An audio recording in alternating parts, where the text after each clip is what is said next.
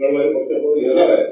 उद्धव ठाकरेंच्या शिवसेनेचे लोक आता या भूमिकेमुळे अस्वस्थ आहे व सुधारणा कायद्याचा विरोध करणे म्हणजे पद्धतीने विरोध केला आहे किंवा महाराष्ट्राचे अपमान आहे, देशाचे अपमान आहे.